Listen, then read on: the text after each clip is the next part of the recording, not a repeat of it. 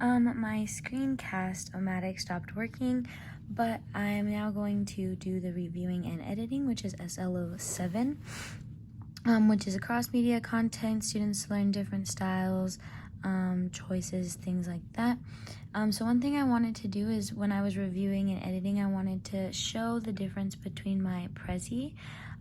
This is what my Prezi looks like. As you can see, I did kind of go with the same different colors combinations. But when I was going through and reviewing this and editing this, I noticed that there were a lot of good key points that I wanted to add within my Canva presentation as well. So as you can see, I also added these in there. They were just a little bit different,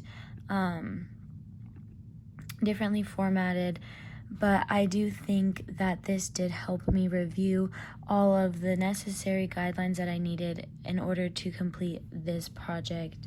One thing I wanted to discuss when regarding the SLO7 was the where do you primarily, secondarily, gatekeeper audience, how did these audiences impact your verbal and visual rhetoric decisions? And I would say when being in a sorority, there are a lot of, all of these pictures that I had taken were all from our Instagram page, which I feel follows a very certain aesthetic. So I feel as though my audience was looking for a certain aesthetic in order to keep their interaction engaged with my project.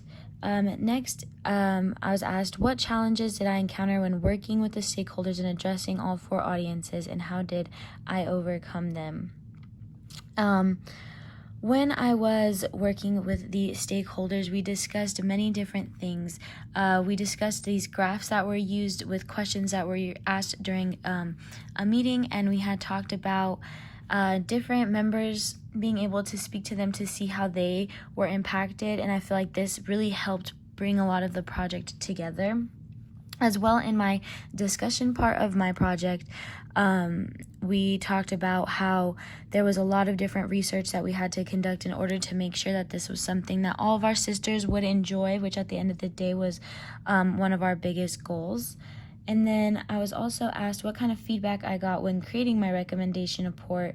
And when I was looking at my recommendation report, again, I'm going to talk about these responses. And so I asked the president, who I had worked closely with during my time in my project, about how she felt about everything, and then asking other people. Jinhee Oh, who is Marshall, which holds a position I feel like was very important, as well as somebody who is a senior and who is older, so that we could really gauge a lot of different varieties of voices to see how it's impacting our sisterhood.